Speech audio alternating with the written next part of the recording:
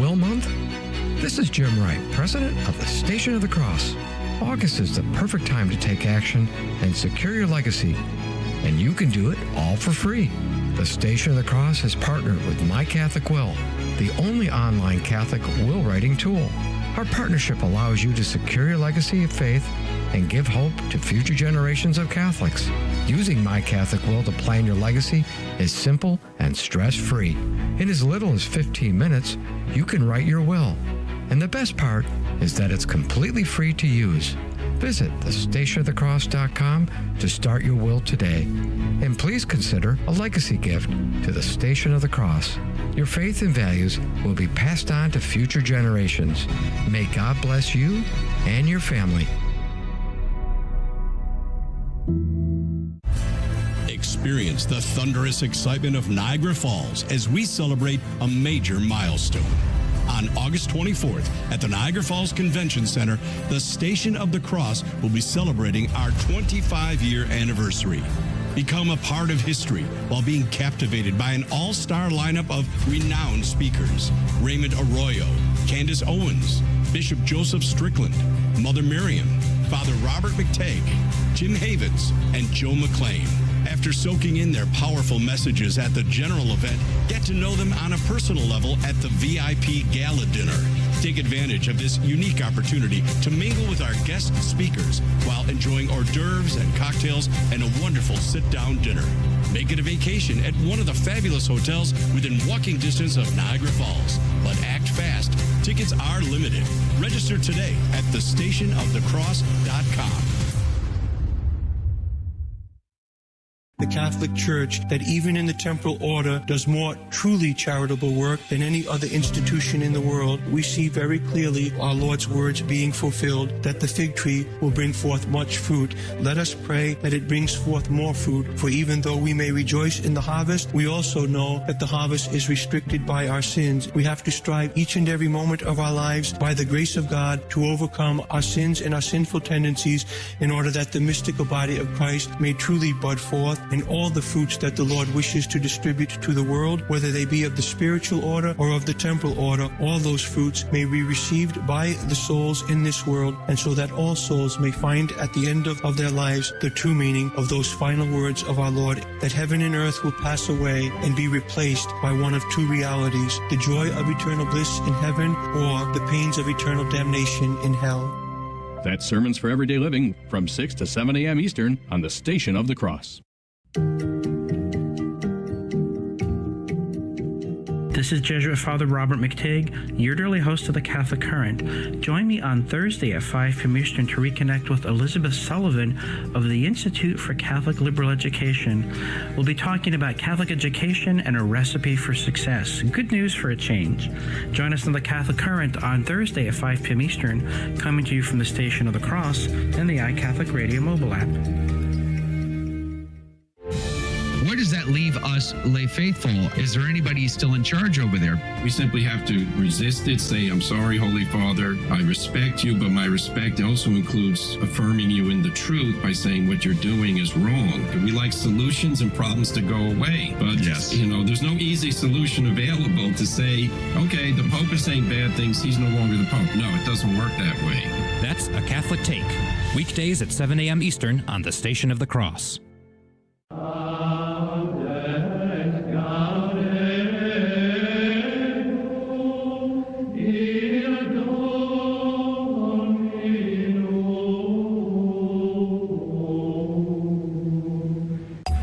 All the time from listeners who discovered the station by seeing a Try God bumper magnet in traffic.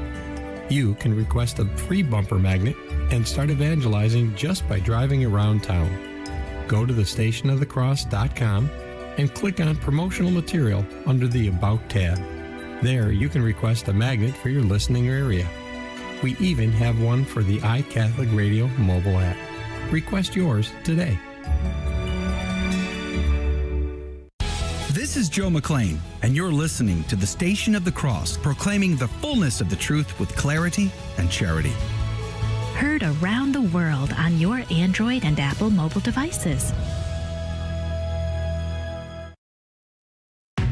Go into the world and tell every man that you meet There is a man on the cross. A Catholic Take. What you need to know right now.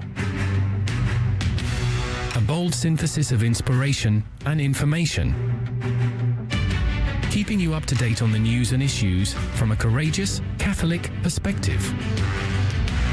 A Catholic Take with Joe McLean starts now. Praise be to Jesus Christ. Welcome back to A Catholic Take, a bold synthesis of information and inspiration. I'm your host, Joe McLean. Praise be to God. It is great to be on with you today. We're going to have Father Chris Alar on the team today. We're going to be talking about answering blasphemy. Of course, we're continuing our conversations around the debacle, the debauched presentation at the Olympic ceremony where you got that, hey, if you guys are offended, then I guess whatever, we're sorry, apology out of the Olympic Committee. And I'm still kind of a little miffed that they blocked my video. They had YouTube come and beat me up with a bat the other day. Praise be to God that, you know what, we persevere. We still have great conversations here. And today, Father Chris Alar is going to be on the team to talk about answering the sin of blasphemy. Why is it such a big deal? Why should we not sit around and just take it on the chin, right? What should we do about that? Father Chris Alar is going to give us his response at 30 past the hour. I do have Brent Haynes on the team today, Catholic attorney and freedom fighter. We're going to be talking about the U.S. Secret Service and the FBI testifying before the Senate the other day. I mean, just if you see the picture of the two gentlemen swearing in, raising their right hand, man, the Secret Service guy, like his face is so tense. His jawline just must be like aching out of tension right now because, man, he looked like he was ready for war. And he did get into a couple of tit for tats with Hawley and Cruz and a few, but we're going to be talking about some of the fallout from that. Did the FBI perjure themselves when they seemed to suggest that the postings of the shooter were Republican conservative? But in fact, Gab is saying, nope, sorry, they seem more liberal than anything. So we'll be talking about that, plus the fact that the U.S. Secret Service acting director, Mr. Rowe, doesn't seem to have any additional answers as to how it happened 17 days on. And he denies the reports out of Real Clear Politics that he denied resources to the Trump team. So we're going to be talking about that with Brent Haynes at 14 past the hour. Lots of stories in the news that we're going to be sharing with you the show notes for at thestationofthecross.com/ACT. We have a lot to get to today. I'd be grateful if you'd share us with a friend. Let's pray. Let's begin. In the name of the Father, the Son, and the Holy Ghost. Amen. Remember, O most gracious Virgin Mary, that never was it known that anyone who fled to thy protection, implored thy help, or sought thine intercession was left unaided. Inspired by this confidence, I fly unto thee, O Virgin of Virgins, my mother. To thee do I come, before thee I stand sinful and sorrowful. O Mother of the Word incarnate, despise not my petitions, but in thy mercy hear and answer me. Amen. In the name of the Father, the Son, and the Holy Ghost, and now your saint of the day. The Holy Maccabees, pray for us. About 170 years before the birth of the Savior, Judea was subjugated by the pagan Seleucid Empire under King Antiochus, who violently attempted to suppress the religion of the Israelites.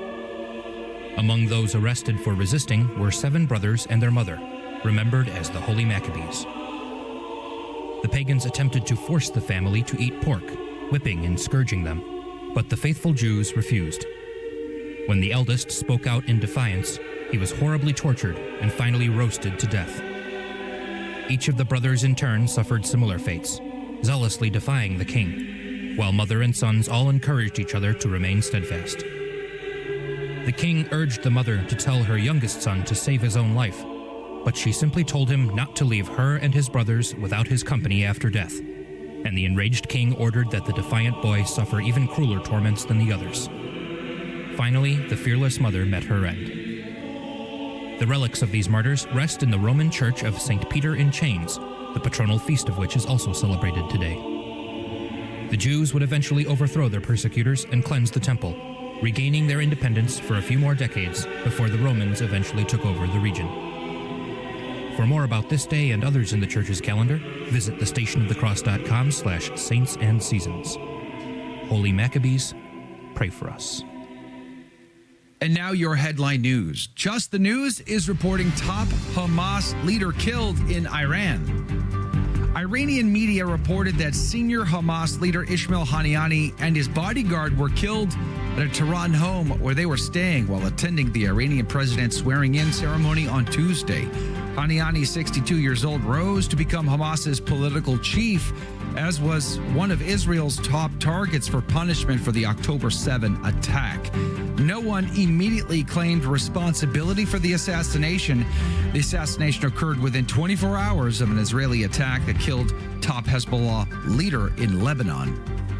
CNA is reporting bishop in Nigeria revokes ordination of deacons due to fraud. The bishop of Nigeria's Diocese of Lokoja has withdrawn the ordination certificates of 4 men he ordained as deacons on July the 12th.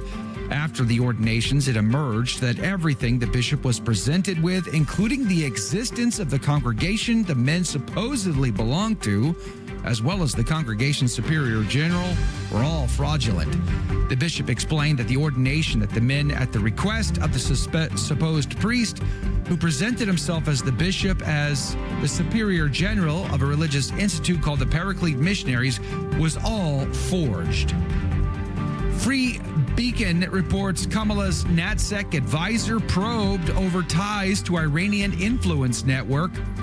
In a Wednesday letter to Harris, Senator Tom Cotton and Rep. Elise Stefanik asked the presumptive Democrat nominee to provide information about her advisor Phil Gordon's connections to Miss Ariana Tabatabai, a senior Department of Defense official who was reportedly involved in the Iranian government operation to expand Tehran's soft power in the U.S. Tabatabai was ousted last year as an alleged member of an Iranian-run influence network that reported back to Tehran. Gordon's connections to Tabatabai are fueling concerns ahead of the 2024 elections. And those are your headline news. Hey, the gospel today comes to us from Matthew chapter 13, verses 47 through 53. Jesus said to the disciples, "The kingdom of heaven is like a net thrown into the sea, which collects fish of every kind. When it is full, they haul it ashore and sit down to put what is good into buckets, and what is bad they throw away. Thus it will be at the end of the age. The angels will go out and separate the wicked from the righteous and throw them into the fiery furnace, where there will be wailing and grinding of teeth. Do you understand all these things?" They answered, "Yes." And he replied, "Then every scribe who has been instructed in the kingdom of heaven is like the head of a household who brings from his storeroom both the new and the old." When Jesus finished these parables, he went away from there. The gospel of the Lord.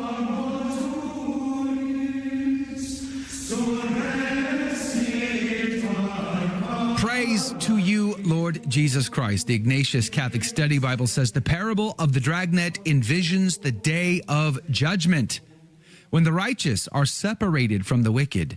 Leading up to this event, men and women are gathered into the kingdom from all nations, just as the net pulled through the sea collects various species of fish. The fishermen of the parable are the apostles and missionaries of the church. The angels are elsewhere linked with the coming of Christ in judgment. See 2 Thessalonians 1:7, for example. So, just like I said yesterday, if you ever encounter the argument of the rapture, it's not biblical. I mean, one is taken, one is left. They always reference that, right? Of course they do. But guess who gets taken and who gets left? The good guys are always left. It's the bad guys who are always taken. This is yet another example, because the bad fish are taken and thrown into a fire. They're thrown into a fire for forever. Hell is real. People go there forever.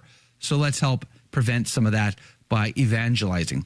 Father McKeevely, writing back in the 19th century, says the kingdom of heaven, the gospel doctrine, or probably the church militant here below, is like a net, a dragnet cast into the sea. The church is cast into the troubled world, boisterous and stormy world in which men are daily exposed and shipwrecked.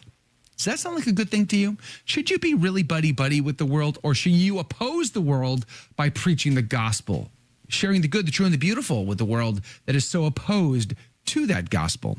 He goes on, and gathering together all kinds of fishes, in the church are found every description of persons, whether bond or free, rich or poor, from every quarter of the globe, saints and sinners. Not that any are saints before entering the church, as the fishes are good before caught in the net. The parable is not in this respect to be urged. It only is meant that in the net, after they have entered it, are found good and bad, saints and sinners. When you come to your judgment, the time for decision-making is over. All of your decisions that you have made will be judged. So make good ones before then, right? Because once you get there, it's too late. When at the end of the world, the fullness of the Gentiles shall have entered. This parable exhibits the capacity and amplitude and Catholicity of the church. As the net, the whole church takes in the entire world. The parable was introduced for the twofold purpose of removing any grounds of surprise at seeing sinners and wicked men in the church. As even the best constituted kingdoms, we find thieves, murderers, and of cautioning us against feeling too secure, because we are members of the church, which includes sinners as well as saints, reprobates as well as the elect. You're right. You're right. We desire to be right next to those greatest sinners like us in the kingdom of heaven forever. So let us repent and make a good confession. Download the app to take our programming with you wherever you go. Hear what listeners are saying about the regularly updated iCatholic Radio app. The programs on iCatholic Radio are uplifting, educational, and have served to deepen my faith as a Catholic. Thank you for this amazing station. Download the free iCatholic Radio app in your Android or Apple store today. If you already have the app, please consider giving us a 5-star review or telling a friend about it. At the Station of the Cross, we understand that life circumstances can affect your giving options, whether by moving or by switching banks and credit card numbers. Please let us know if recent changes have been made to your payment information so that we can better serve you as you continue to bless us with your financial support. Update your information today at thestationofthecross.com or by calling 1-877-888-6279, extension 104. Here's the question for your non-Catholic friend. Does the word penance seem too Catholic and unnecessary? Are you fine with the reality of repentance, but not with the idea of penance? Well, here's your 3 best friendship tools for Catholic evangelism. Number 1, good parents. Your finest son throws a ball at his brother, who with precision ducks, thus breaking the window behind him. Of course, forgiveness is granted. You then punish him for disobeying the command to not horse around in the house. So here's the rub. You then tell your son to go break out his piggy bank and pay for the new window. Have you had to do that? If so, then guess what? You believe in penance, not just repentance. Secondly, food and beverage trends. We have Pepsi Light, we have Yogurt Light, we have Bud Light, but can we please stop with the Christianity Light? St. Cyprian in the 4th century wrote, quote, "This penance is characterized by the exercise of tears, lamentation, fasting, and abstinence." Yikes. And thirdly, my take. Remember, forgiveness is for the guilty, repentance is for the disciple, but penance is for the brave. Come on, non-Catholic pastor, teach your flock penance. Find me online at Smarty Pants Catholic Evangelism.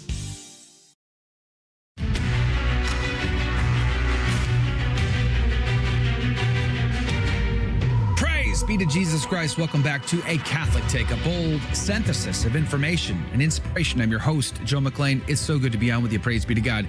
Hey, coming up at 30 past the hour, we're going to have Father Chris Alar on the team, and we're going to get his response to the Olympics, of course. But let me tell you, we need to answer the call. We need to step up and respond to blasphemy in society, because it's happening on our watch, and we're going to get what Father Chris Alar says we should be doing about that coming up at 30 past the hour. Looking forward to that. But there are lots of stories in the news that are of great concern to me, and I'm sure they are to you as well, especially since new video has emerged looking straight over the shoulder of President Donald Trump on July 13th there in that rally, and you can clearly see Thomas Crooks crawling on that roof. It's as obvious as the day is long. which brings up even more questions about why we don't know much information. Let's listen to Senator Josh Hawley for a second. That people will be held accountable, and I will do so with integrity and not rush to judgment and put people unfairly persecuted. Unfairly persecuted? Unfairly, sir. We have to be able to have a proper investigation into this, Senator. Is that why 17 days in we don't know exactly why nobody was on that roof? Or why nobody could look out that window and see Thomas Crooks crawling on the roof, even though everybody else could? 17 days in, I mean, how much investigation does one need to do to get an answer to that question? Therein lies the challenge. Joining us right now to talk about this is attorney, Catholic freedom fighter, and friend of the show, Brent Haynes. Good morning to you, Brent. Thanks for being on the team. Hello, Joe. Hello, everybody. Some fireworks on Capitol Hill. I mean, it just seems to get worse and worse on this story. What was your take? Well, this hearing really wasn't substantively or in terms of its atmosphere or the procedure a lot different from other contentious hearings between the majority-controlled committees in the House and the minority Republicans in the Senate with administration officials. Aside from the specific substance of this hearing or this event, Joe, let's step back for a moment and think about who these people are and what they're supposed to be doing. These are the highest elected legislative people in our country, United States senators, and over on the side of on the House, members of the U.S. House of Representatives. And they are calling before them people who work in the executive branch of government, employees of the executive branch, people who are supposed to be public servants. They're calling them to testify under oath and to provide information to them. And how many times have you heard the raised voices? How many times have you heard yelling or near yelling? And look, should either side yell? No.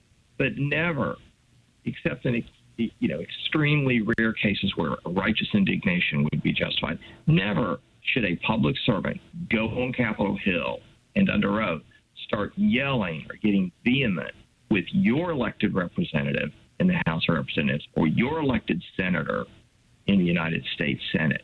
And it happens time again. And again, it's just another sign of the disintegration or the degradation of the values of a civil society that tries to operate peacefully and responsibly and civilly and govern itself. These people are supposed to be public servants. These executive branch members should show up in Congress, say yes, sir, and yes, ma'am, and no, sir, and no, ma'am, and answer the questions as best they can under oath.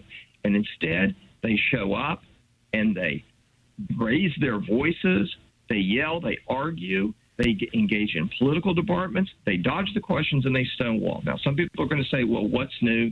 That's politics. But, compare these hearings to hearings that happened years ago.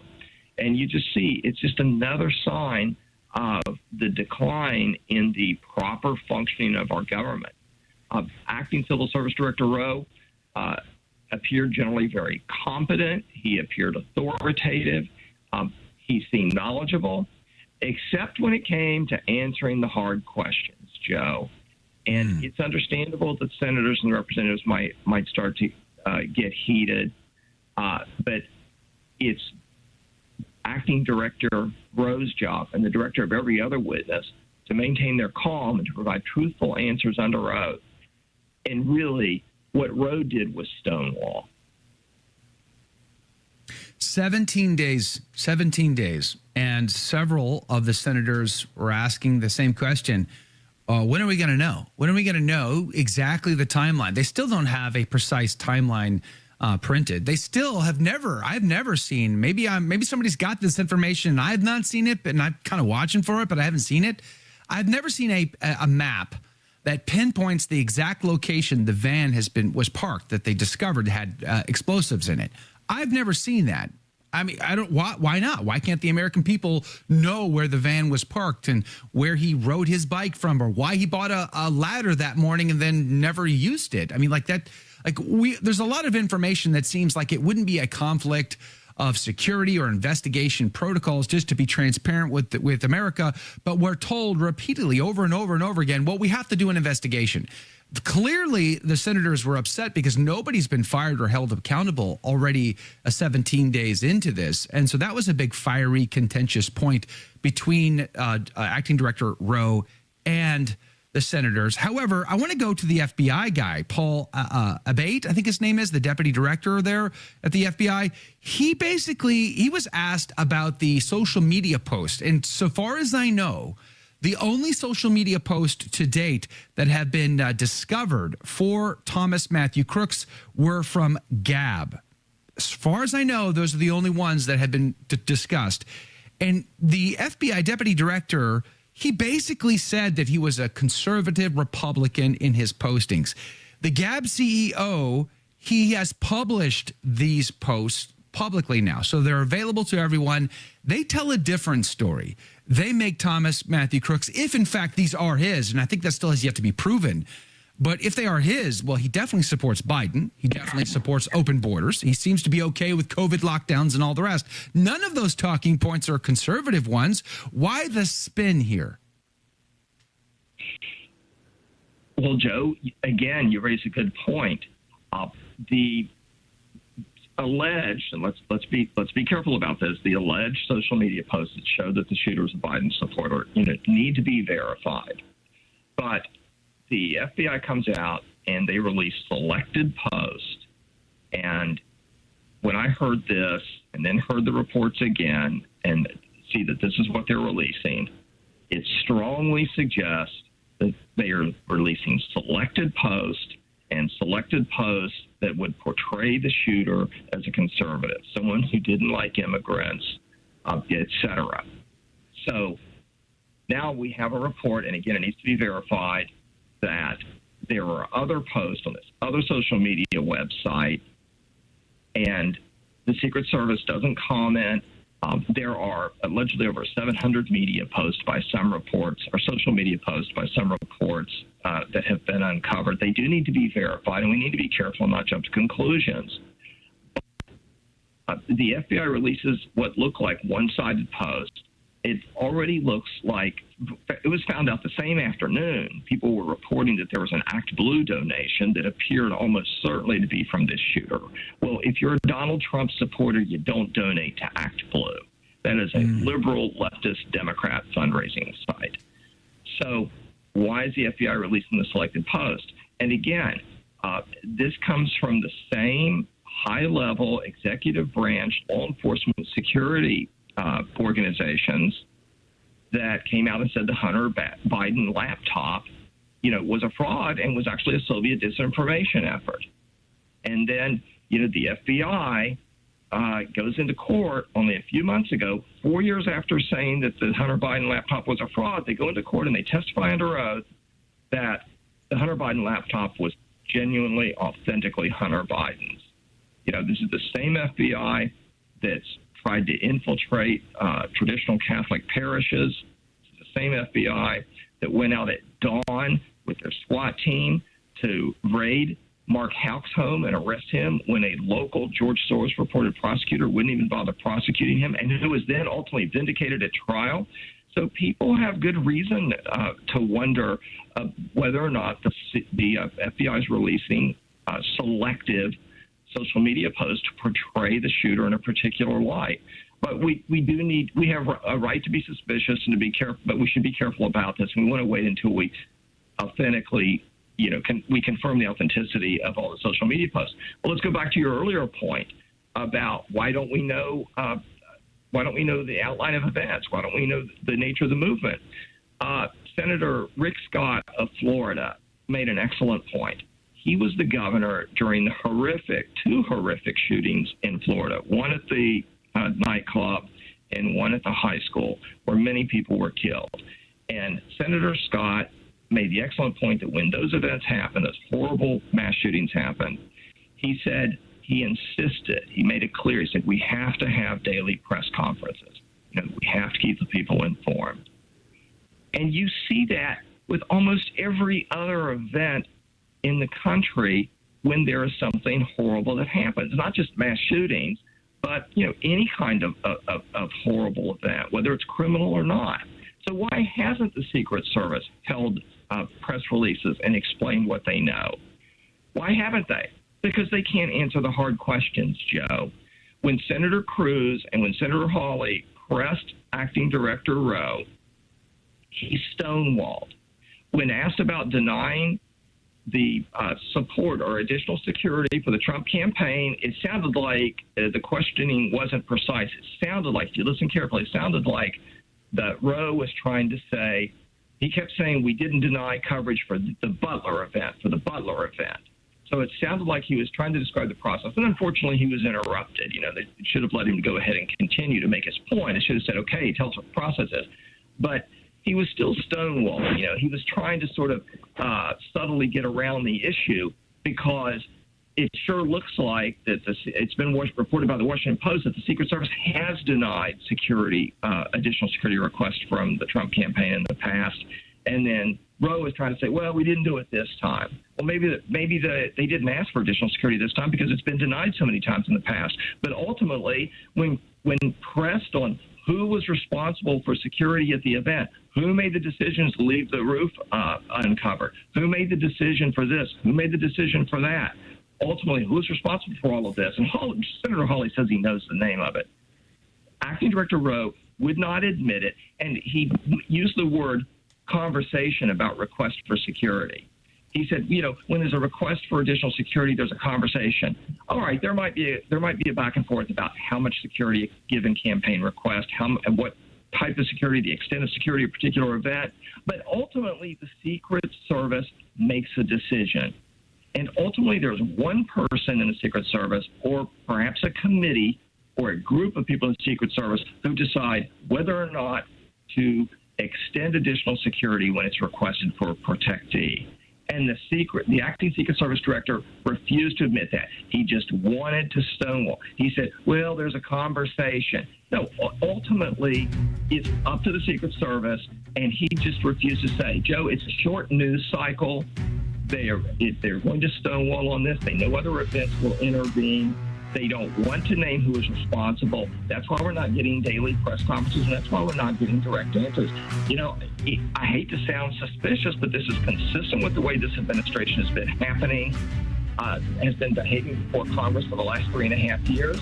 And if the right political party wins in November, they're never going to have to really answer these questions. And watch, eventually there will be some sort of report issued later by the Secret Service, and there will be some accountability. Maybe somebody will lose their job, but we're not going to learn a lot. Well, we're not going to. I think we're all asking for somebody to be held accountable. Who knows? I guess we have to wait for the next film, it's like Zapruder footage or something like that. Hey, we'll be right back. More is coming up next with Father Chris Alar. The Station of the Cross began broadcasting in Buffalo, New York in 1999. Since then, our listening areas have multiplied and expanded into several states. While our mission is to grow the Catholic faith through radio and other media outlets, our apostolate is supportive of but independent from your local diocese. Through your generosity, we are able to inspire countless listeners with the gospel and help lead them to a parish to be spiritually nourished by the sacraments. What you're offering and giving to me, you deserve to get back because you're offering more than I can give.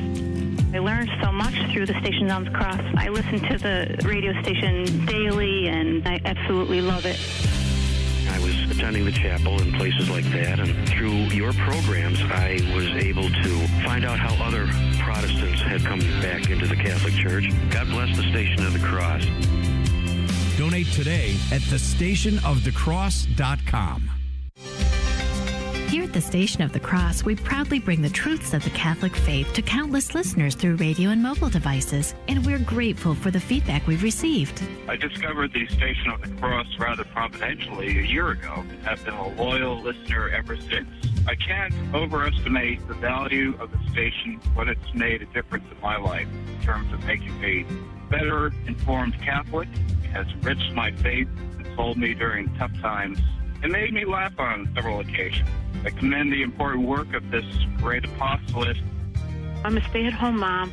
I listen to the radio, and if I can listen to something that brings me closer to God, closer to Jesus Christ, then it's the most beautiful thing. If you've been blessed by listening to the Station of the Cross, let us know. Call 1-877-888-6279, extension 112. Then share your testimonial with us.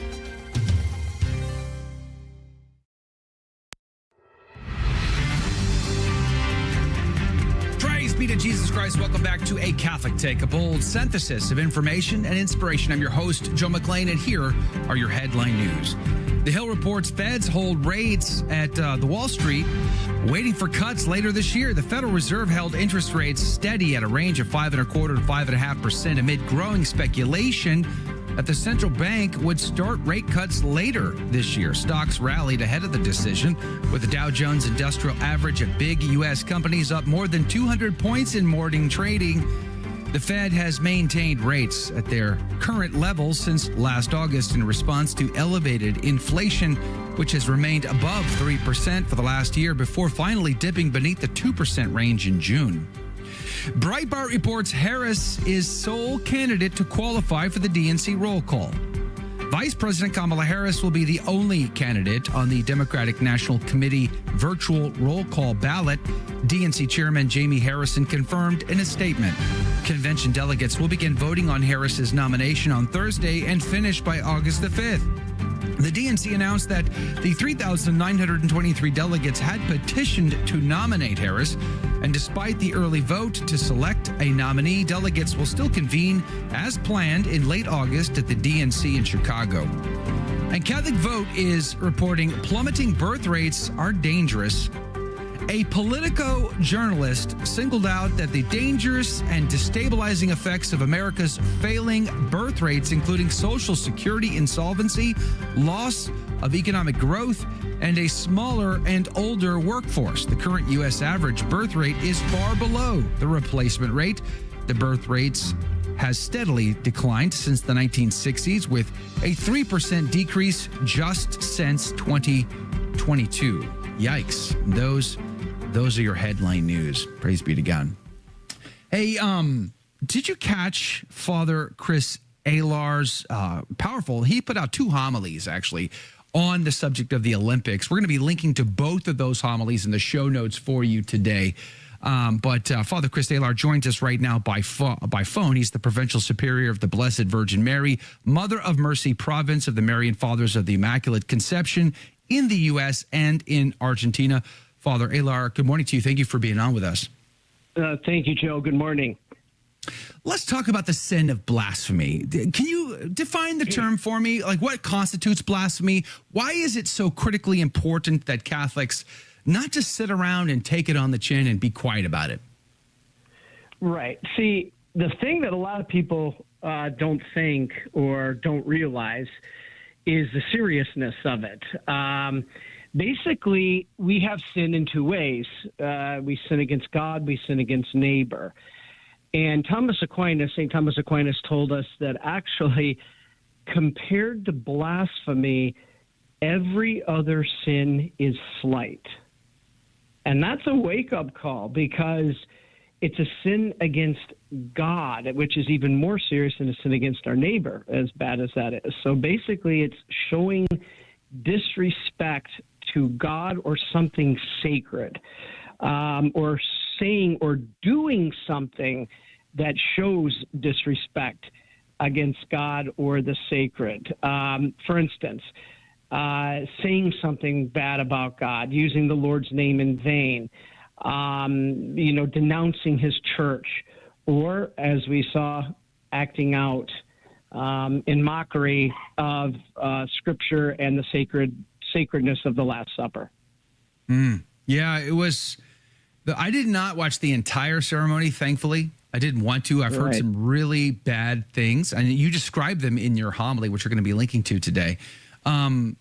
It's shocking. It's shocking, to be honest with you, that someone like I've been talking about the Trump July 13 attempted assassination and the Capitol Hill hearings that have gone on as a result of that, and the senators, the congressmen, they all want answers. I similarly want answers. Who at the Olympic Committee would have agreed to, approved this opening ceremony. The Olympic Committee blocked my video the other day on YouTube. So if they can take the time to block my video, I have to believe that they went above and beyond to approve ahead of time, know exactly what would happen before it actually happened. So somebody at the Olympic Committee thought that this was perfectly okay. That should trouble us, in my opinion. What do you say? And that person is this Thomas Jolly. He is the artistic director that was in charge of the opening ceremony.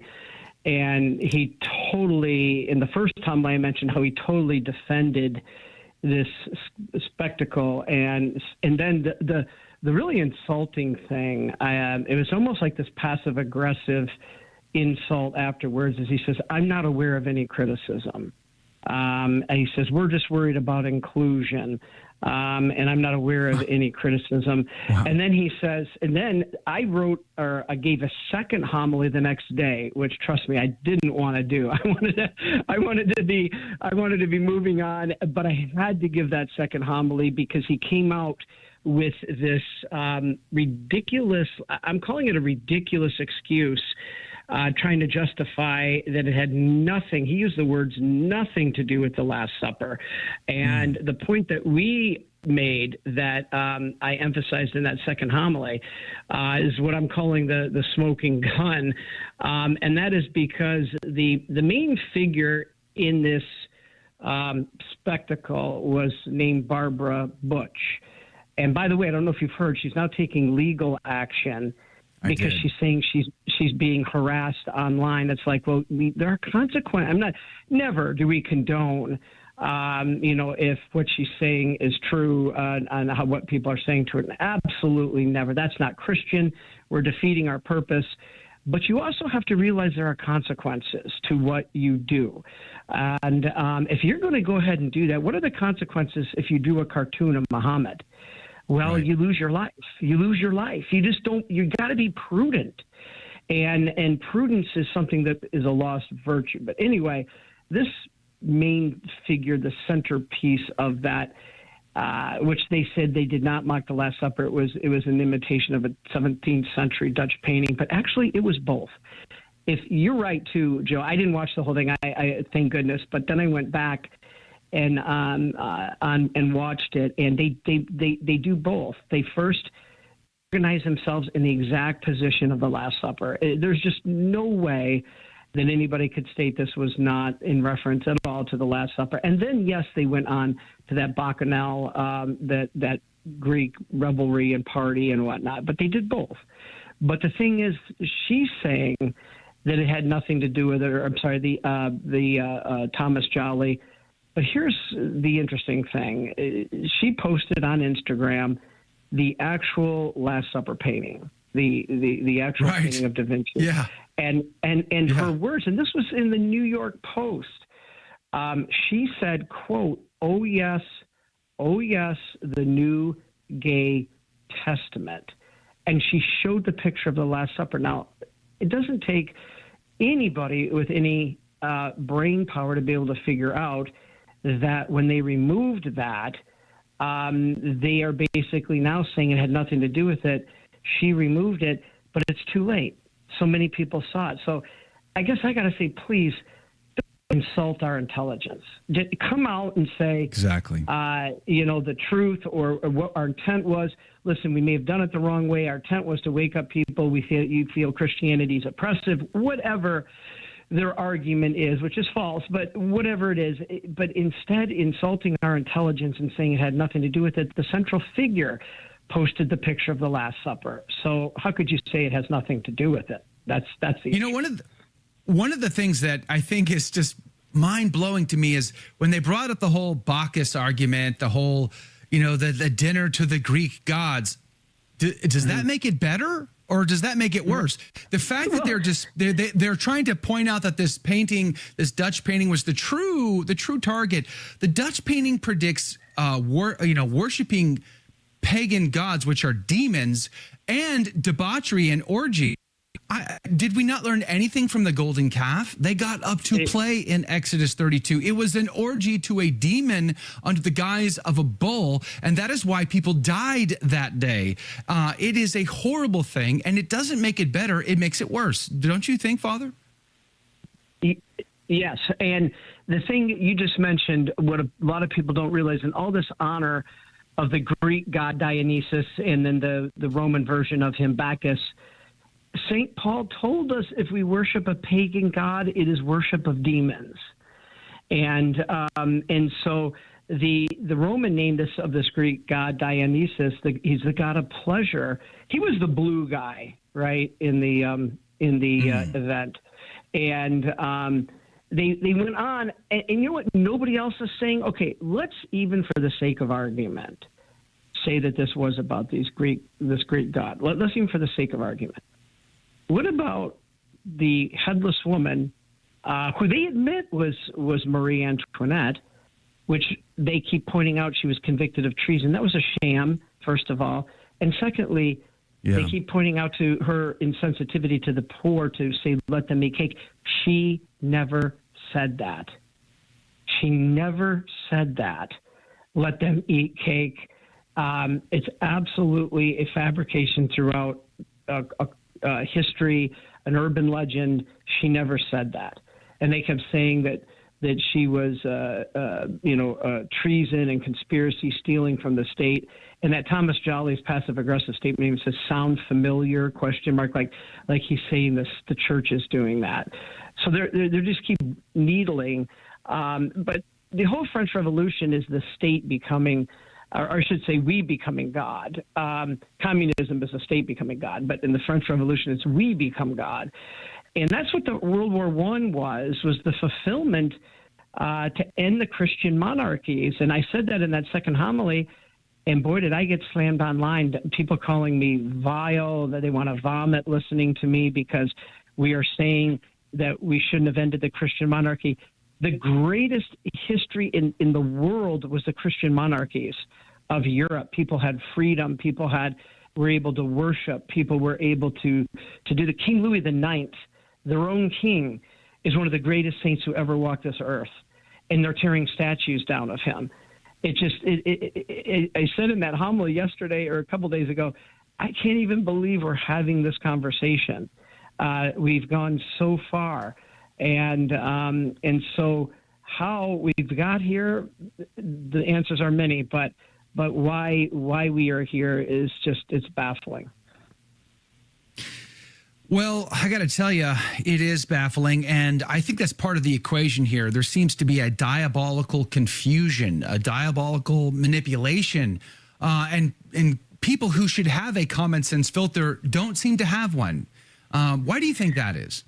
Yeah, and they're being oblivious. The denial of objective moral truth, because like I said, they're arguing about this painting. Let's talk about the other things. Okay, first I mentioned there was the singer being the headless Marie Antoinette. A lot of people are not talking about that 10-year-old child that was up there at the time this man is basically showing his genitalia, in color and different things. And I mean, not outwardly maybe removing his pants, but there was absolutely a display of genitalia, and this 10 to 11-year-old child is right there. This is the debauchery. What about the horsemen? They keep saying that wasn't death of the book of Revelation. It was Sequana, the goddess of the Seine River. But that's the symbol of resistance against God, against the church.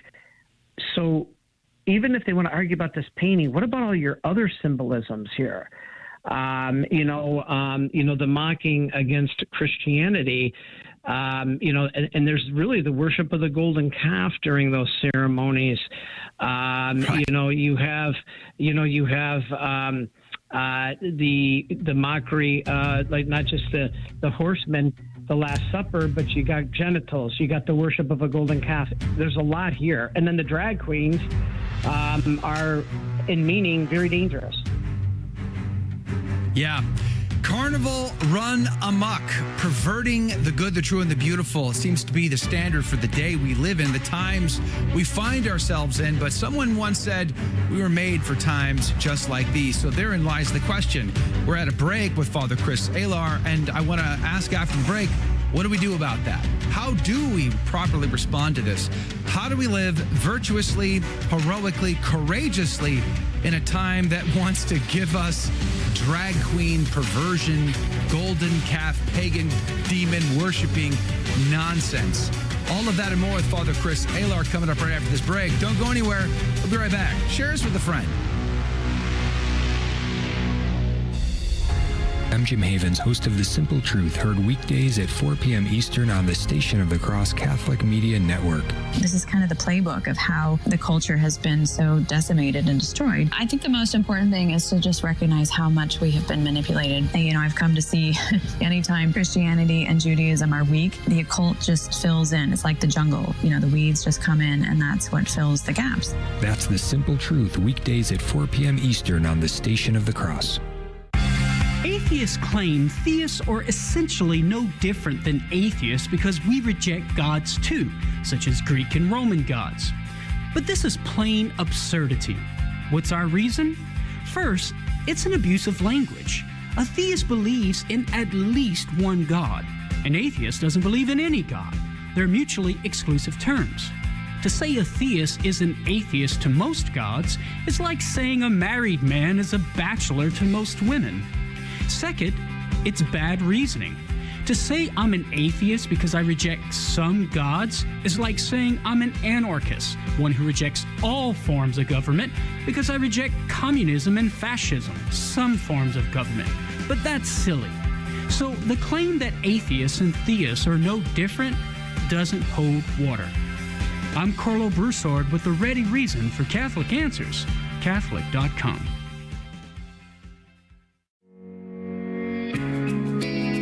The Station of the Cross has many ways to keep you informed about our programming. You can view the highlights of our primetime programming schedule or the full 24/7 programming grid at both thestationofthecross.com or the free iCatholic Radio app. Just search under the Programming tab. Our website also offers a printable version for your convenience.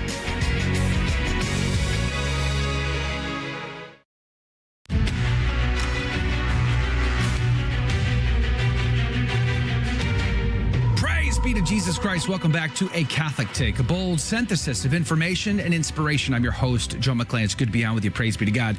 We're having a conversation with Father Chris Alar from the Marian Shrine there in Massachusetts. I actually don't even know if you're in Massachusetts or not, but nonetheless, we're glad you're on the team today, Father Chris. We're getting your take, your response to this blasphemy that took place at the opening ceremony of the Olympics, the apology of which was just, as Bishop Barron said, it's just not enough. I mean, if you guys felt offended, okay, I guess whatever, we're sorry. That's not the same thing as, wow, we were very wrong about this. Please, please, please forgive us. Please accept our apology. Like these two things aren't the same. Would you say their apology was wanting? And I guess the next question is, what do we do about all of this? How do we respond properly? Well, you mentioned Bishop Barron. He was the one that first came out and said, it is time for us to actually take action. Now, of course, as I said earlier, we as Catholics never embrace, rioting or burning or some of the things that most other groups that have been offended, if you will, we don't do that. And that's why we're one of the reasons we're an easy target. So we hold to that. We hold to the Christ-like response. But Christ did respond. In fact, Thomas Aquinas stated, again, this is the greatest theologian, philosopher in the history of the church. He stated that if there is a justifiable reason and you don't get angry, you are in sin. You have to get angry. I was shocked by that when I learned that in seminary. And he doesn't mean angry that you're going to go burn something down or hurt somebody or do an act of violence. Of course not. He's talking about the reaction of Christ at the money exchangers. When the temple, when you had to buy the animals to sacrifice in temple currency, and the money exchangers would swindle the people. Christ was justifiably angry. What did he do? Did he just sit in the corner and say, guys, we have to pray? Well, of course we have to pray. But no, he took physical action. And the physical action wasn't violent. He made a statement. But Aquinas says if we see a grave injustice and we're not angry in an ordered way, not sinful anger like the deadly sin. But if we don't, we are in sin. And so the justifiable reason here to be angry should be responded to. And what we announced in that homily was an email and a phone number. And so we invite everybody to contact press office, one word, at olympic.org. Now, we gave another email out that they changed. They took off. So we now have one that works, and they've actually left it up. It's press office at olympic.org. Please reach out, make your voice heard. I've been getting thousands of letters. In fact, the homily has over 1 million. It's like 1.2 million views already, and there's like thousands and thousands of comments, and a majority of the people saying, I wrote them, I emailed, I called. So I'm telling you, we are really making a difference. And I even said if we could get 10,000 people, and out of 1.2 million, let's come up with 10,000 people. we can do that. We can do that. And so it's going to make a huge difference. It absolutely is, and that's what Bishop Barron called us to do. And so we have to fight this. And then there were some mock comments on there saying that we're overreacting, and one person stated about the beauty of the drag queens. And if I may just make one comment here, this is such a wolf in sheep clothing. The culture has given us the drag queen as this lovable, sweet creature, this RuPaul kind of individual that has been around a long time but is now being shown to be benign, lovable. Actually, they are very dangerous. And that is maybe not for physical violence, but the agenda. This comes from the embracing of the queer theory, which was Michel Foucault. He was this French activist. And it really is an attack on Catholicism. Why? Because they saw this hierarchy of sexual morals. And on the top was heterosexual men and women. Well, as it should be, because that's how God created it. And they see the Catholic Church behind that. And at the bottom, they see the normal heterosexuals at the top of this sexual moray, the sexual moral pyramid. And at the bottom, they see the deviants, the pedophiles, bestiality. And their goal of this queer theory is to elevate this deviancy up to the same level as normal. This is what's called the new normal. Into this new normal by eliminating laws against adult-child sexual activity, animal sexual relations. It's mind-boggling. And what this queer theory has done has picked drag queens to be their evangelists. They are not harmless fun. They are an agenda, and people mocked me. People laughed at me. I'm out there trying to awaken us. Talk about awoke, be awakened. This is the true meaning then of be awakened. This is a wolf in sheep's clothing. And people are bringing their children to libraries, letting them be indoctrinated. This is very dangerous. But nobody is calling out the purpose of this drag queen. The purpose of the drag queen is very dangerous, very, very dangerous, and nobody is saying that, even in the midst of this Olympic controversy.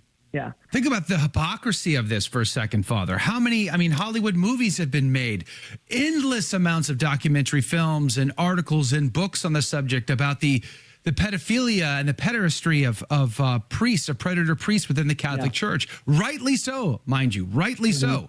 And yet the hypocrisy of all of this is somehow these drag queens, somehow this insane sexual perversity is somehow mainstream and okay and acceptable, but they're still going to hold Catholic priests accountable, the Catholic Church accountable for that.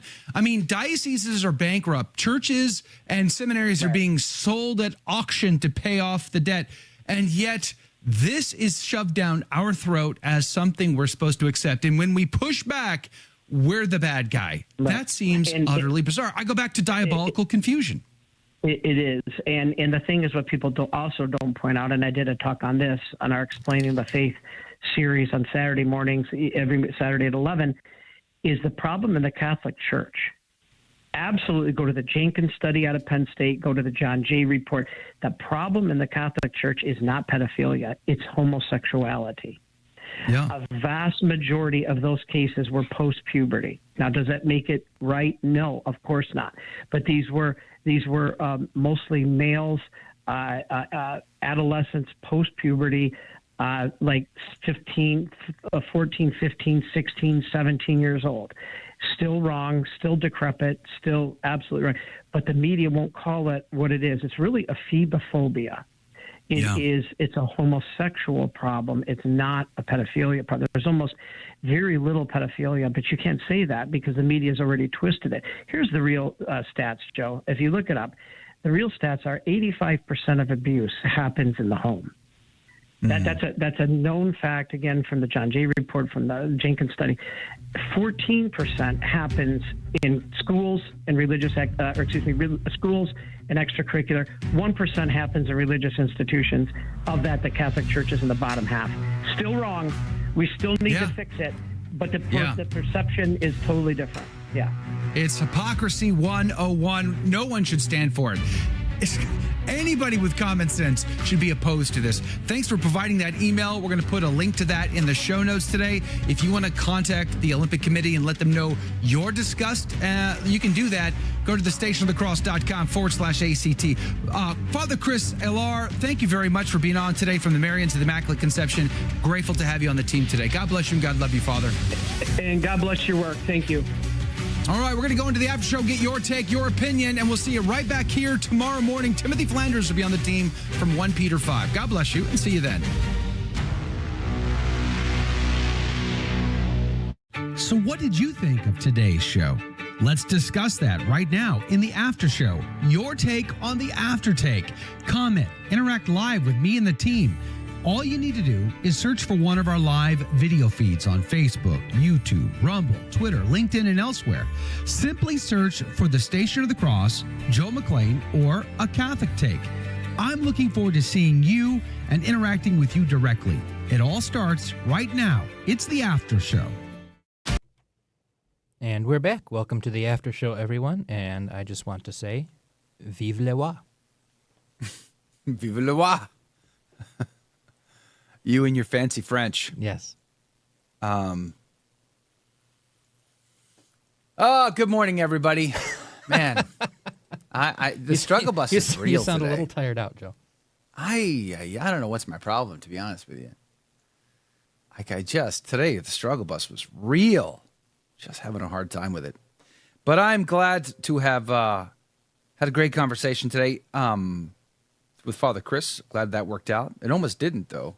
He was trying to call, and we expected him to be on by video, and he was trying to call. And like when I'm on the air, I don't answer my phone. Okay, that's not a thing. So I turned it off. I had no notifications. The distraction is too hard. Well, thankfully, he tried. Poor fellow was trying to call. He tried to call into our guest line, and I noticed it, and I'm like, wait a second. Let me look up where Father is from. And then it turns out he was from he's from Charlotte or something like that. And I was like, oh, that's what the phone call was from. So I called him back, and thankfully it was him. So we did get him on. So we almost might have missed him if I hadn't looked that up. So close. Anyway, I'm glad I decided to do that because I was on the verge of just being like, oh, maybe that's just someone trying to call in because they don't like Brent Haynes or something like that. Probably. And I was like, who from North Carolina would be calling in just to complain about poor Brent? Like, no, Brent. No one's going to do that. It's got to be. Maybe it is. Poor Brent. Poor Brent. Brent. We got to get Brent on camera someday. I know. He's very camera shy. He doesn't want to be on by camera, but someday we can put him in the silhouette. We could. That would be fun. We should do that. I should have asked him if he does Donald Trump impersonations. I'm on the hunt for an impersonator. If you guys know of a great got to be a great Donald Trump impersonation voice, let me know.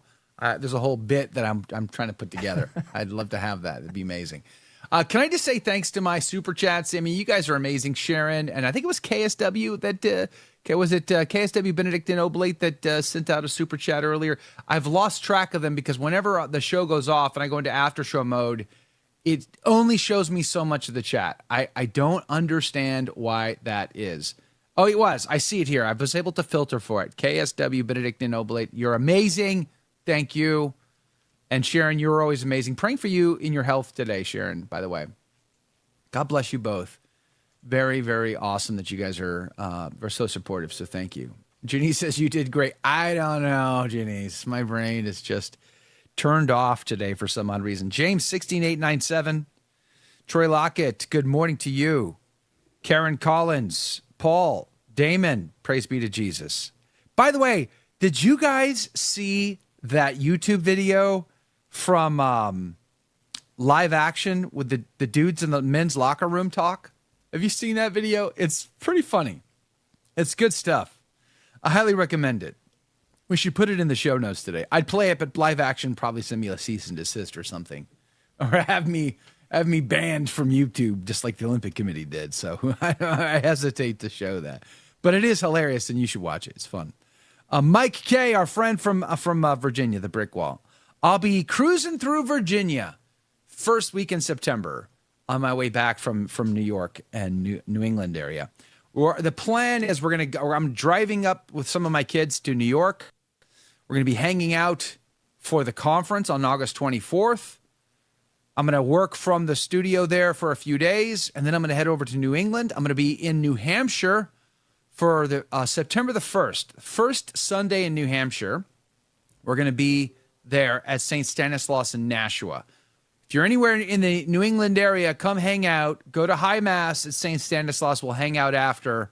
It's going to be fantastic. Father Bransich, Father Rock from Ask a Priest Live fame is going to be there. We're going to hang out, going to have a great day. We want to hang out with you. So if you're there, if you can either be in New York or in New Hampshire, love to see you. Otherwise, I'm going to be heading south afterwards. A few days later, I'm going to hit Gettysburg. I've never been to Gettysburg. We're going to go to Gettysburg, and we're going to make Pickett's Charge. And then, did I ever share with you guys that the great nephew of General A.P. Hill is a parishioner at my parish? It's true. Cool. His last name is still Hill. And, pretty cool story, huh? So anyway, we're going to go hit Gettysburg on the way down, and then we're going to drive the Blue Ridge. I'm going to go down to the Smoky Mountains in Tennessee. Got to make my scenic route through the Smoky Mountains on my way down through Alabama, across Mississippi, over to Vicksburg, Mississippi. And then we're gonna go to the place where my great grandfather, Daniel Lewis McLean, fought at Vicksburg with the 6th Missouri Confederate there at Vicksburg. We're going to go there and pay a visit to that before we make it home. So that's going to be the trip. We're looking forward to that. It's going to be an awesome time. Junior Barra, good morning to you. Joe, are you coming to FOT in San Antonio? No, I am not. I was not invited this year. So I will not be making it to the FOT. I hope and pray that it goes amazing, and I'll be missing you for sure. However, I will be coming to San Antonio on August it's coming up, not this Friday, but next 9th. I will be a part of the gala dinner for the Alexander House. I'm going to be not their MC. I'll be giving a short little talk at the gala dinner on August the 9th for the Alexander House in San Antonio. So if you're going to that, we get to hang out, June. That'd be amazing. That'd be awesome. Daniel Hyatt says, what time is the Mass on the September 1st? That's a great question. I don't know it off the top of my head. St. Stanislaus, you can look them up on their website, St. Stanislaus, Nashua. I want to say it's 11-ish. I want to say it's like around the 11 o'clock hour. I'll have to look that up here in a second and let you know. But that'd be amazing, Daniel, if you can come up and hang out. Yeah, June, come to the Alexander Gala, Alexander House Gala. That'd be amazing. Love to see you. Lori, good morning to you. Praise be to God. Glad you're on the team. Mimi, good morning to you. Don Paddock. Jane, good morning to you. Jane says, I just saw a video of people that made small donations to Act Blue, found out someone else gave huge donations in their name to launder money. It was James O'Keefe that did the interview door to door. Not surprised. Not surprised. Not surprised.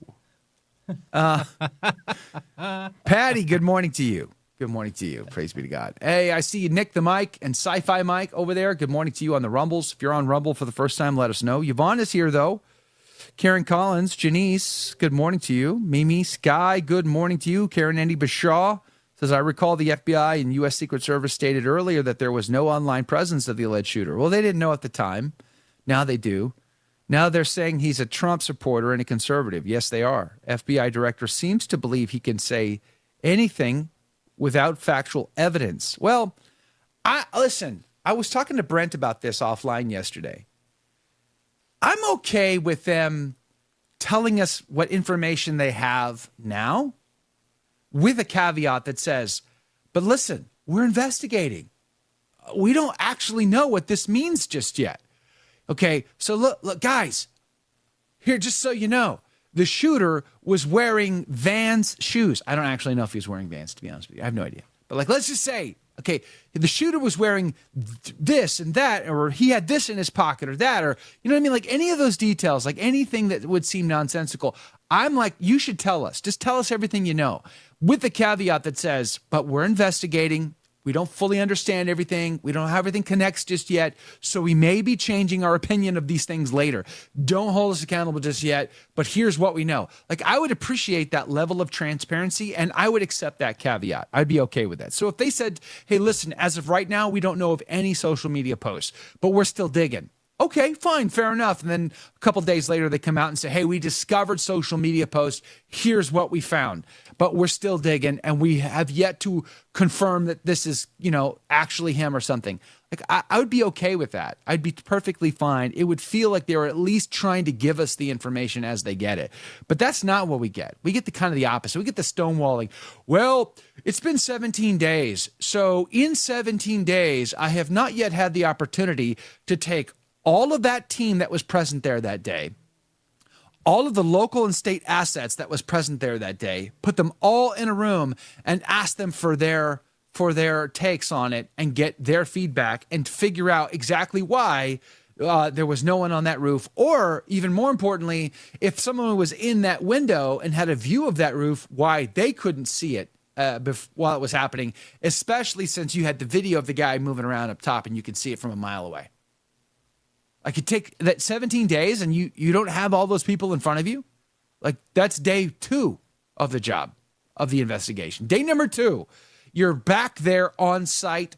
You've got everyone that was supposed to be a part of that team standing there, right there, answering questions as a group. That's not rocket science. It really isn't rocket science. But there we are. That's where we're at.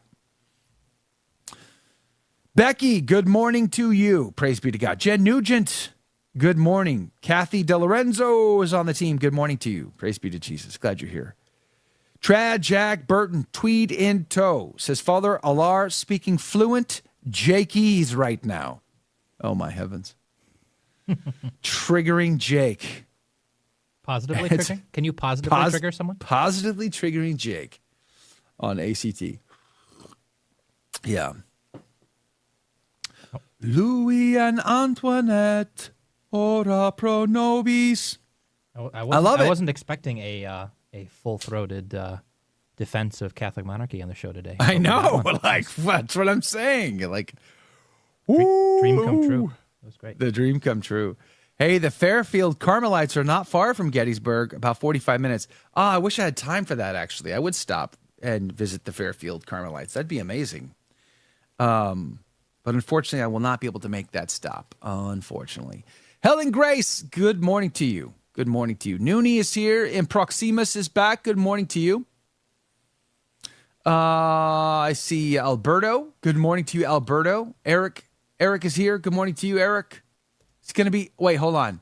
There was a Solemn High Mass last Sunday at 9 a.m. That had to be a special deal. I got to look it up. Saint Stanislaus, I have no idea how to spell that. Nashua, New Hampshire. Thank you, Google. I know Google is censoring Trump results, but they're so far not censoring St. Stanislaus, Nashua, New Hampshire results. Praise be to God. Okay, so what I see, oh my. You got me, Eric. You were right. It is not special. It is just called Sunday at St. Stanislaus.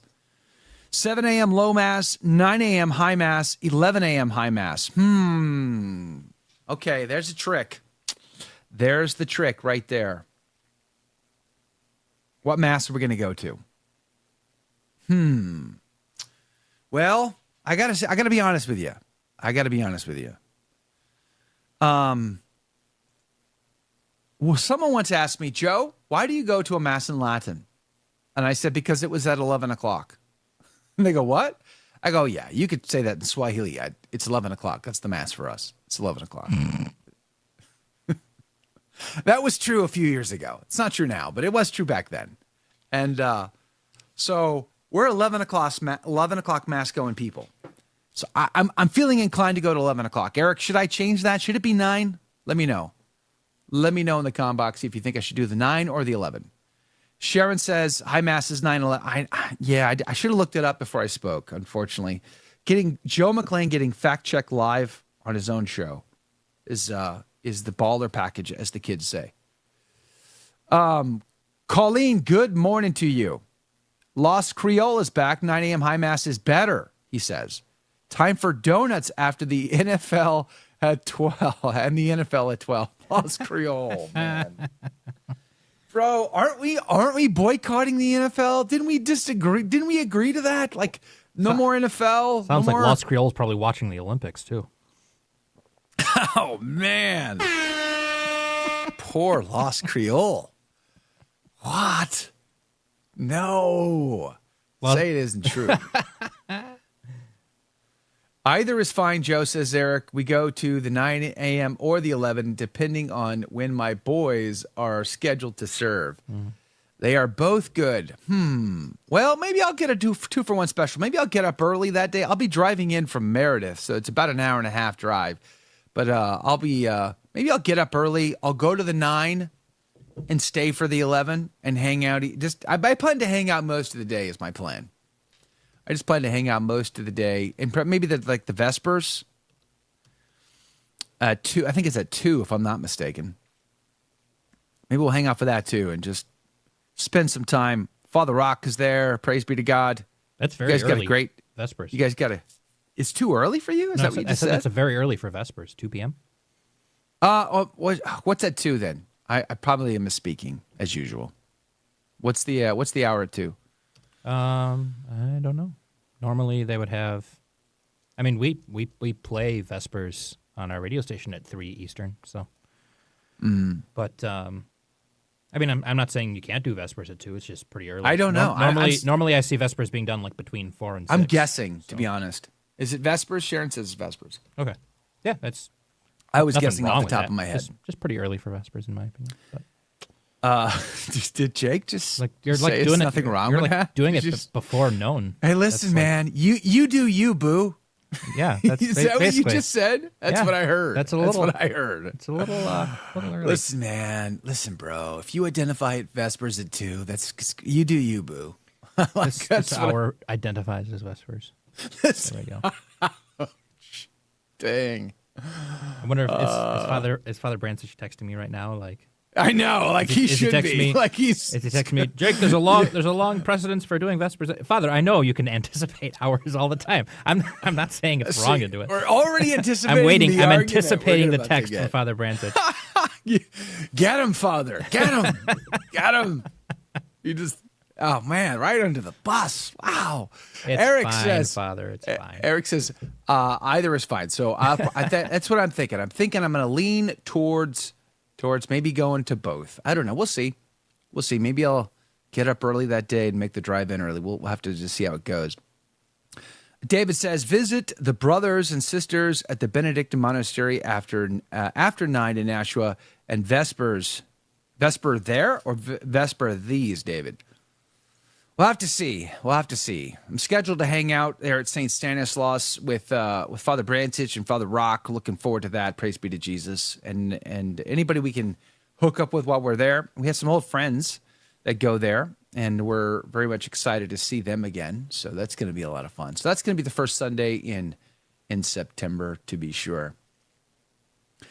Oh, man. Well, I'm glad Father Chris Alar worked out after all. My backup plan, because you always have to have a backup plan. Hold on. Improximus says, Joe, you and Jake should come to New York's pilgrimage to the Martyr Shrine in September. Ooh, I would love to. I wish that would work out, but the timing doesn't work. Yeah. I'm going to be heading back to Texas in the first week in September. I will not be able to extend that. I wish I could, though. That'd be great. That would be great. That sounds amazing. Well, I do plan to stop by the Shrine of the North American Martyrs, which I'm going to say I'm going to have a love-hate relationship with. Like, there's something special about going to the Shrine of the North American Martyrs, to be sure. It's a beautiful part of the world. It's a rolling green hills, quite lovely, the Mohawk Valley.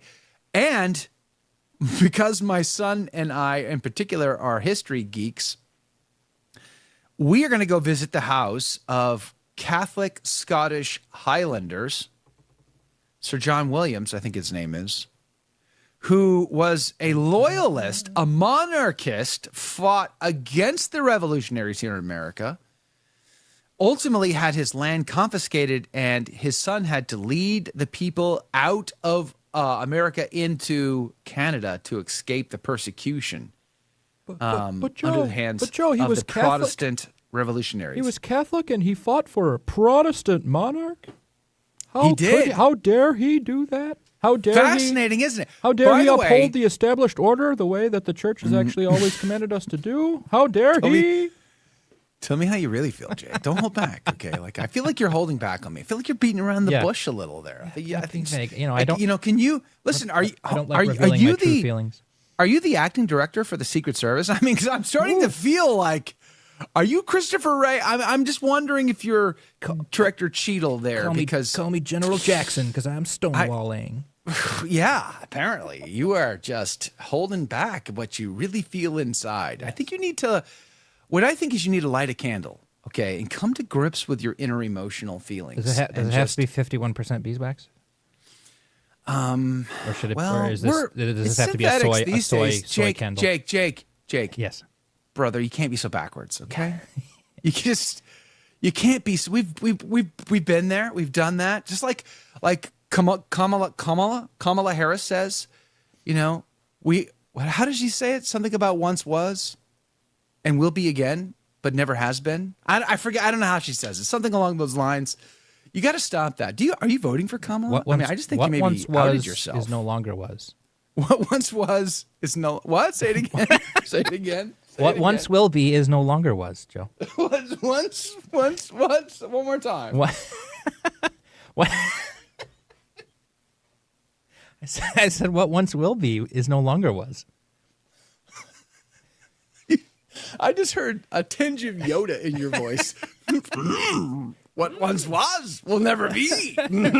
Like what has been unburdened by we are. Exactly. That's what I just heard.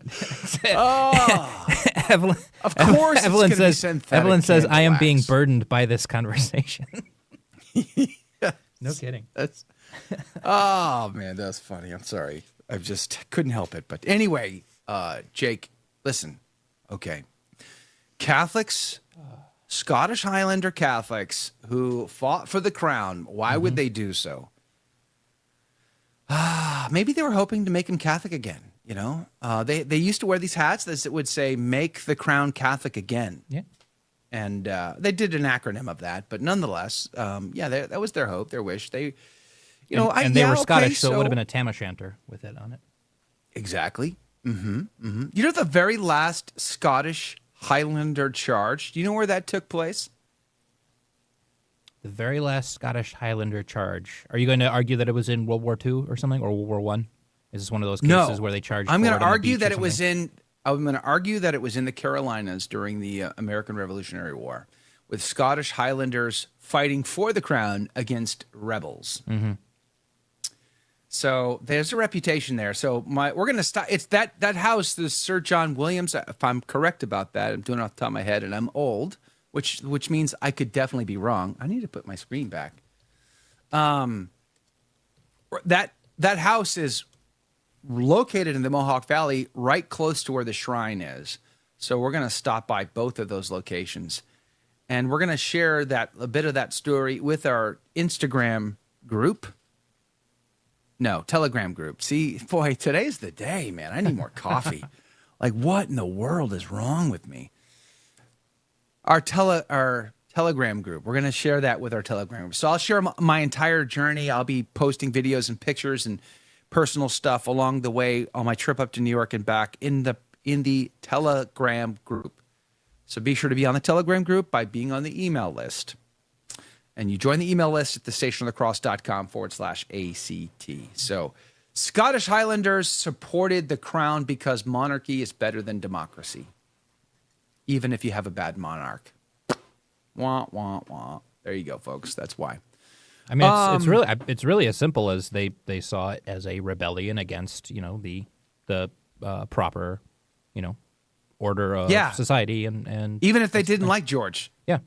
They basically the way they saw it, more or less, is that it's like it's like a kid defying his father and saying that you have no authority. I will also say this though, I definitely believe that's part of the equation. I believe the other part of the equation is they just got beat like wet dogs, like you know what I mean, like abused dogs in a kennel, cowering in the corner. The Highlanders got they got taken out to pasture. You know what I mean, like. What the English did to them post Culloden, taking their lands, putting some people to death, it just, and then of course you have the evictions from the Hebrides and the Highlands, and those people leave, and then of course there's the forcing of the repopulation of peoples in Ireland in order to combat Catholicism, and so there's just a lot of shenanigans that goes on under the English crown. That they're probably just a little bit worn out, to be honest. So I think that plays a role as well. Oh, 100%. I mean, Scotland was opposed to England for how long? And there's the Catholic factor when it comes to the Jacobite wars. And there's it in a lot of ways it makes total sense for Scots to be rebellious against the English crown, even if the English crown were Catholic, like. There's a nationalistic sense of rebelling against this nation that came and oppressed you. But there's also a sense of, okay, this is all over, kind of like the Civil War. This is all over, and our side, had lost in this case. And so now we have to, abide by the established order that's here because that's what you are called to do, even if we don't exactly like it type of thing, Yeah. Yeah, exactly. It's complicated. What was it Dr. Taylor said yesterday? History's messy. History is messy. History's very messy. I always like to bring up, I got to bring this up again, is that when the Scots and the Catholics lost at Culloden, there was a Te Deum of Thanksgiving sung in the Vatican because the French were allied to the Scots and France was opposed to the Pope at the time. So the French side lost, so the Pope was celebrating. Man. It's ridiculous. It's ridiculous. I mean, you just triggered me. You just triggered me, bro. I've just started immediately. Right? Oh, remember that book we brought up yesterday that someone introduced to us? I think you had heard of it, but I hadn't heard of it. I'd heard of some details. I hadn't heard of the book. Is that the Catholic Mafia CIA one? Oh, man. I started going through that book yesterday. Yeah. Is it good? I have it on audiobook. I have an account on Everand, and so I was listening to this book yesterday. And so there's two books. If you want your mind blown, You got to go with Church of Spies first, and then you got to go with Operation Gladio second. And you got to read these two as a pair. You triggered me because there's a theme in those books that you kind of hit on, and that is the enemy of my enemy is my friend. And there's an opportunity of convenience. So when the CIA starts to work with the mob to run drugs because it provided money for their clandestine operations, there's an opportunity of convenience there. Mm-hmm.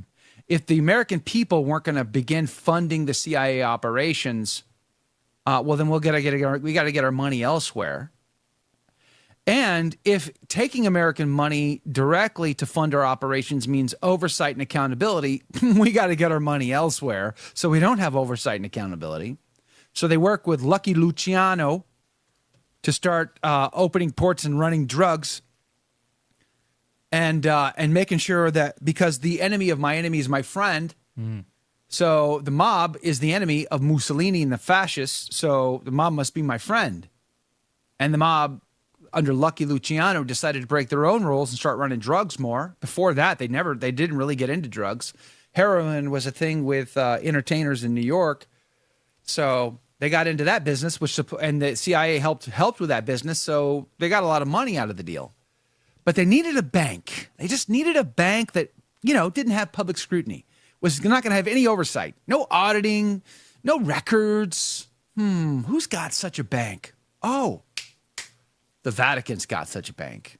And it just so happens that we also have great relationships, the CIA speaking, with the Vatican, because during the war, the Vatican, under Pius XII, built a secret spy agency network to collaborate between the German generals who hated Adolf Hitler, the Canaris group, and England, to help coordinate, negotiate, pass information, and help to achieve the assassination of Adolf Hitler and the overturning of the Nazis and the peaceful transfer of power after. Pius XII helped to spearhead that with a network of spies. And I'm going to be telling some of that story during my talk in New York, August the 24th, at our big 25-year anniversary conference. I am excited about that. So, but because that network existed post-war, the CIA said, hey, bro, we've had so many good times. We can't just be breaking up like this. Remember all the good times we just had together. We got to continue down this road. So that's what they did. There was such a gentleman that was part of that spy network under Pius XII. His name was Montini. And the CIA lobbied to have Montini made Pope Paul VI. Prior to the conclave, they put in their bid for who they wanted to come out. They felt John the 23rd was a wee bit too pinkish. They called him the Pink Pope because he supported the commies. So anyway, you see, you triggered me. You triggered me, Jake. Convenience, and the enemy of my enemy is my friend. You're talking about the mafia and the Vatican Bank, and all I can say is, just when I think I'm out, they pull me back in. They pull me back in. I saw that documentary film. Yes. I watched it. The Godfather Part 3. Yeah, The Godfather Part 3. My favorite documentary. By the way, Sci-Fi Mike says Joe's Yoda is worse than his Donald Trump. From your lips to God's ears. We need a Yoda voice then too. I know. We need to do both. Kathleen, good morning to you. Said the third secret, continue. This message can be opened by the Holy Father, but may be announced after Pius XI and before 1960 during the kingdom of, there's a heart that's covering. Let's say John Paul the, does that say John Paul XI, the cornerstone of Peter's tomb must be, I don't know, it's getting cut off. Might have meant John Paul XII, because they put Pius XII there, so it must have meant John Paul II. Yeah, maybe. They're Joseph. counting Roman style. They're style. adding up the ones one after the other. Hey, good morning to you, Improximus, and good morning to you, Brandon Joseph, and good morning to you, Miriam Barnabas. Good morning, good morning, good morning. Linda, good morning. Love the applause, she says. We're talking Assisi and Fatima. Oh, man, Assisi. You remember when JP2 allowed the idol to be placed on the altar at Assisi? You remember the earthquake that happened and destroyed that right after? I think God doesn't like those things. I don't think we should be pretending and playing about that. That was point number 10 with Ottavani's letter from 1966 to all the bishops' conferences of the world, warning them about the 10 big-time errors of the interpretation of Vatican II that were happening in 1966, and how these bishops' conferences need to be on the lookout. False ecumenism was on that list. That was point number 10. You should go back and read it. We did read that for you on the show last week, and I would encourage you to check out the podcast to see that. Yeah, God doesn't want us to play with fire. So we shouldn't do that. We shouldn't pretend that what this world has to offer is okay, because it's not okay. It's just not. Best thing we can do is to hold our ground and say this far and no further. And now I will have to work on my Yoda voice for you, Sci-Fi Mike. And Donald Trump. I should master these things. We'll see you guys right back here tomorrow morning. God bless you and God love you.